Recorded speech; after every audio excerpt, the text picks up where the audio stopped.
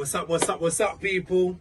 You're in tune to another episode of Ayy U, are you listening? Ayy U, are you listening? Why are you listening though? Are they listening? Are you listening?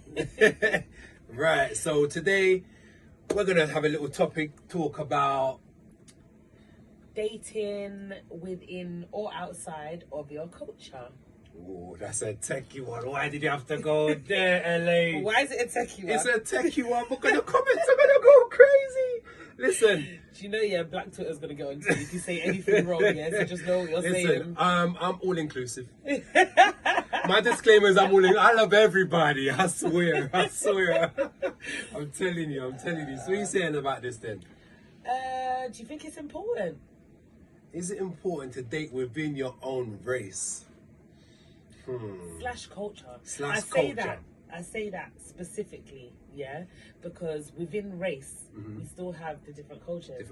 And some people, for example, somebody who's maybe African may not want to date outside of, you know, their African culture, for example.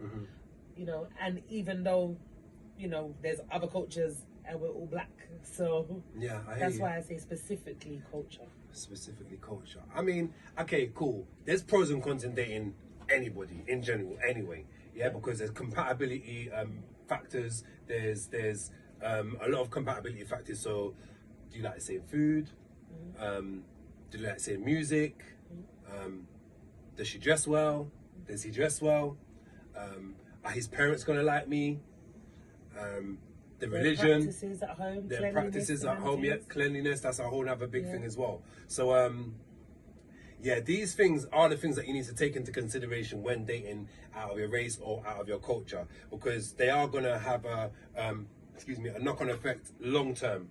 I mean, a honeymoon period is always good. You get me? I meet you, raw blood clot, you look good, you look nice, you get what I'm saying? And aesthetically everything's good, but you see, after that honeymoon period, them 3 months, 4 months, 5 months are done. The reality kicks in. And you get what I'm saying? She's nasty. Behind the cooker dirty. She's not clean behind the cooker. Oh my and the microwave days. Is brown. Allow it. You're getting crazy. Listen, cleanliness is next to godliness, so make sure everything clean in your house. Yeah? And in your bathroom.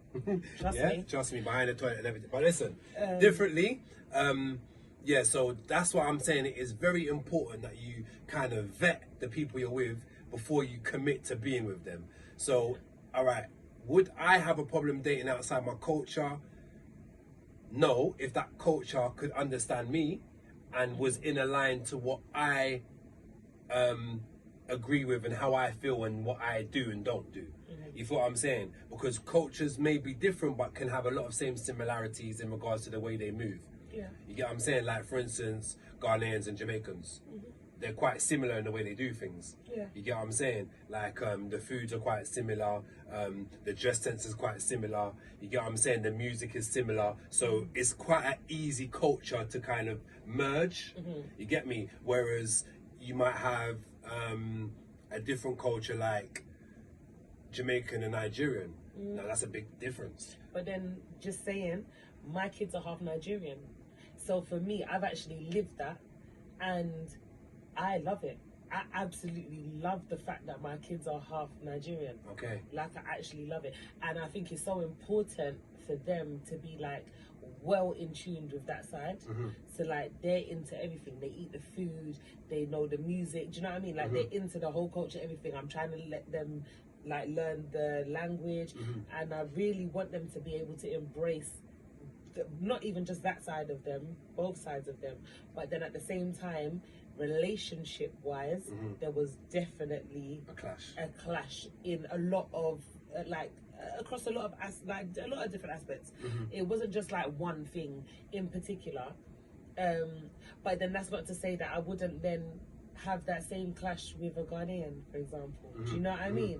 Or like other clashes with for real. A Ghanaian, even though they're seen to be closer or more alike to Jamaicans, for example. Do you know what I mean? I get it now. Like I said, the reason why I use the Nigerian as an example is because the narrative is Nigerians and Jamaicans are so at war with each other. You get me? Don't bring a Jamaican home. You get me? And the Jamaican will say, yo, don't bring that Nigeria woman home here. You get what I'm saying? So that's the kind of narrative to how it is. But obviously there are going to be those Nigerians and Jamaicans that are compatible. You get me? And that do have that kind of common ground to an extent where they can get along for long enough to have a successful relationship and have kids and grow them the right way with the right ideas of both worlds. You feel what I'm saying? That's your question then. So do you feel, although, you know, within a race there's different cultures and there may be clashes, but do you believe that there would be more clashes outside of the race altogether? Oh yeah, for sure. Yeah?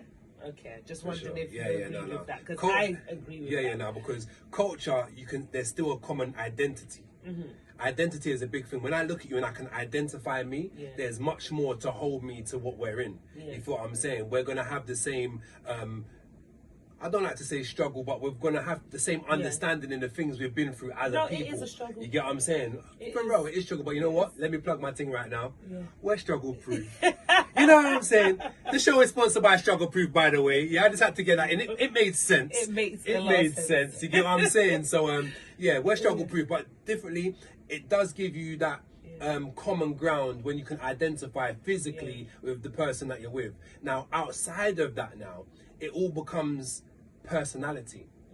You have to more identify with their personality in order to go through. You feel what I'm saying? Like, I've dated outside of my race once, and it was based on personality. You get me? The personality was TT. 10-10 at the beginning. Everything was in line. We had the same beliefs, not the same beliefs, we had the same interests, the same music. She knew about a lot of music. She had a dog. I just lost my dog.